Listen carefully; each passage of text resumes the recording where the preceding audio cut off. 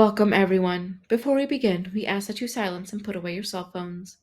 Thank you for joining us to today's book awards. At this time, we will be moving into the horror category with our first award, the Keep the Lights On Award, an award showcasing the most chilling and unsettling novels in young adult literature. Horror as a genre is intended to frighten, disturb, or scare its audience. The novels for this award not only scare their readers into keeping the lights on as they read, but it also disturbs the readers with their vivid portrayal of the horrors and ugliness that exist within society. This award seeks to highlight the topics and themes that are usually cause for banning because they are deemed too horrific for teens to be reading. Novels within this award must contain elements of horror. They must include diverse characters, elements, and/or themes. They must be a work of fiction in any format, including graphic novels, verse, etc. Novels must contain a teenage protagonist within the ages of 12 to 18, and they must have been published within the last 2 years. As book banning is on the rise across the United States, we want for this award to be for the readers who are finding that the books they relate to are being banned because of themes and characters and contents that people and politicians are fighting to censor. These novels are for readers who are looking for something that reflects themselves. These novels will resonate with BIPOC readers, readers within the LGBTQIA community, as well as readers who have been victims of bullying, assaults, etc. There is something for someone in every one of the books that are nominated today. Now, on to our honorees. Our first honoree is Burn Down, Rise Up by Vincent Torrado. The Bronx has been plagued by mysterious disappearances for over a year.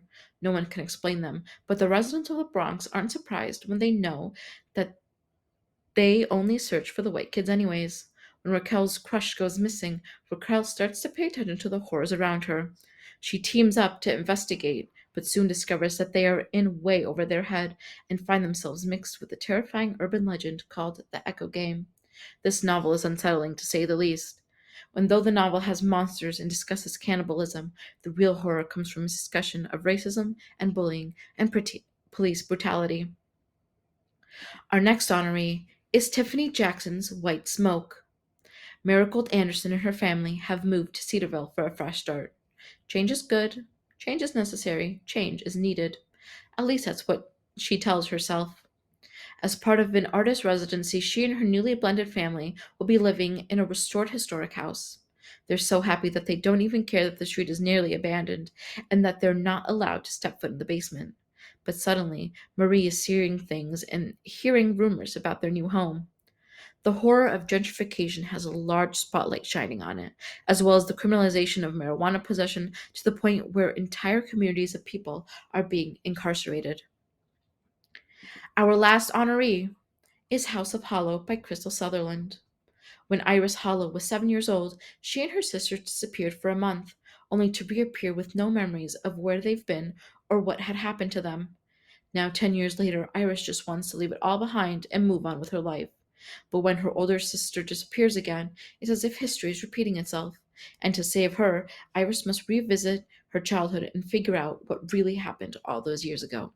This novel is creepy with a capital C, but its real horror lies in its discussion of suicide, attempted homicide, neglect, grief. Now, on to our winner. The winner for this year's Keep the Lights On award is The Taking of Jackson Livingston by Ryan Douglas. Meet Jackson Livingston. His life isn't easy.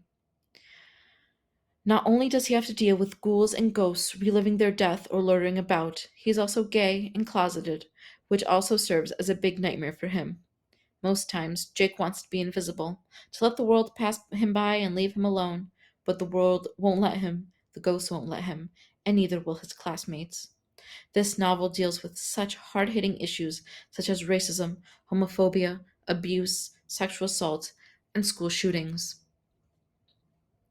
We hope that you enjoyed this year's awards, and we hope that you keep on reading and keep on loving books. Thank you.